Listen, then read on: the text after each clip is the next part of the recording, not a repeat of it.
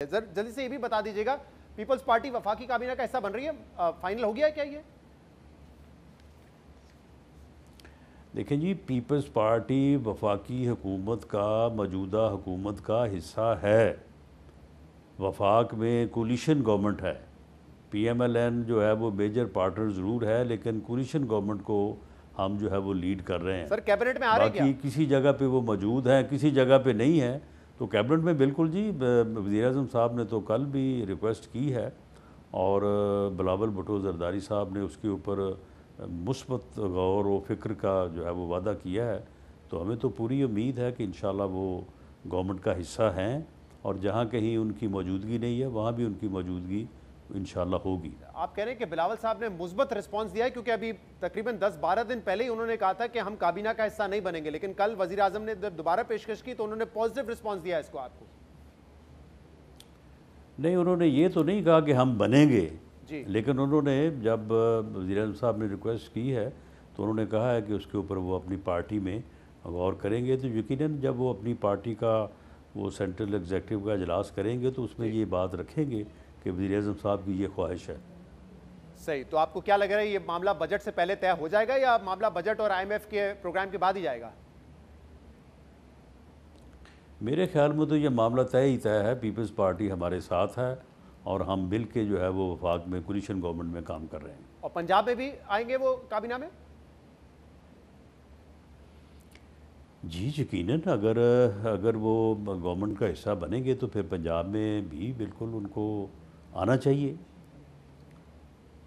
सही। इसके अलावा ये वीट स्कैंडल भी इस वक्त जेर बहस है। शहबाज शरीफ साहब ने कमेटी भी बनाई है, आप लोग निगरान हुकूमत को इसका जिम्मेदार समझ रहे हैं और आज खबर ये भी आ रही थी कि निगरान वजीर आजम अनवारुल हक काकड़ साहब को भी इस कमेटी ने बुलाया है तफसीलात जानने के लिए। तो क्या वजीर आजम ये समझते हैं कि निगरान हुकूमत और वजीर आजम जो निगरान थे काकड़ साहब वो जिम्मेदार हैं इस क्राइसिस के? नहीं, वो इम्पोर्ट इसकी ज़िम्मेदार है। वो इम्पोर्ट जो है वो नहीं होनी चाहिए थी, उसकी वजह से पंजाब में जो स्टॉक था वो फ़ारग नहीं हो सका और वो अभी गोदाम भरे पड़े हैं और ऊपर से नई फसल आ गई है। वो इम्पोर्ट ज़िम्मेदार है। अब वो इम्पोर्ट जो है वो किन फैक्ट्स एंड फिगर्स के ऊपर हुई जी। और उसमें किसी ने ड्यू डिलिजेंस नहीं की, ये बहरहाल इंक्वायरी में ये बात आ सकती है कि इस पे कोई ज़िम्मेदारी किसकी फ़िक्स होती है या नहीं होती, या इसमें कोई एरर ऑफ कैलकुलेशन हुआ है। लेकिन बहरहाल वो इम्पोर्ट ज़िम्मेदार है, उस इम्पोर्ट की वजह से ये परेशानी आई है। आपको और वजीर आजम शहबाज शरीफ साहब को ये याद है ना कि जुलाई में ECC ने अप्रूव किया था, क्योंकि उस वक्त फूड मिनिस्ट्री ने ये कहा था कि हमें इंपोर्ट करने की जरूरत पड़ेगी, तकरीबन 2.5 मिलियन टन की शॉर्टेज होगी। और फिर कैबिनेट से वो अप्रूव नहीं हुआ, क्योंकि वो 8 अगस्त को कैबिनेट का आखिरी दिन था। आप लोगों ने कहा कि ये केयर टेकर कर ले।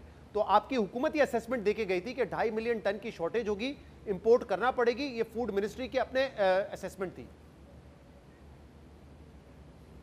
लेकिन ये असेसमेंट जो है ना, इसको देखना पड़ेगा ना कि ये असेसमेंट जो है वो किन बुनियादों पे हुई। अगर वो असेसमेंट दुरुस्त थी, लेकिन बहरहाल जो भी थे लेकिन असेसमेंट जो है वो गालबन किसी जो है वो सिस्टम के तहत हुई होगी जी। अगर ये असेसमेंट दुरुस्त थी तो फिर 3.5 जो है वो इम्पोर्ट होने के बाद जो है वो आलमोस्ट 4 मिलियन जो है वो तो अभी स्टॉक में पड़ी है पाकिस्तान में, बल्कि 4.3। ये सूरत हाल जो है ये इंक्वायरी का तकाजा करती है।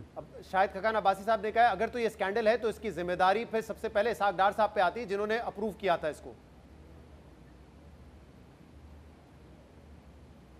पर अब इसमें बहुत बड़ा अगर है, इसको इंक्वायरी हो लेने दें। हम इतनी जल्दी जो है वो किसी के ऊपर फिक्स करने की बजाय इंक्वायरी रिजल्ट मेरा ख्याल अगले 1-2 दिन में आ जाएगा, तो उसके बाद मालूम हो जाएगा कि किससे जो है गलती हुई है और ऐदर वो बोनाफाइडी मिस्टेक है या किसी ने कोई जानबूझ के जो है वो ये गलती की है। लेकिन बहरहाल इसका काफ़ी जो है ना वो इसकी परेशानी बनी।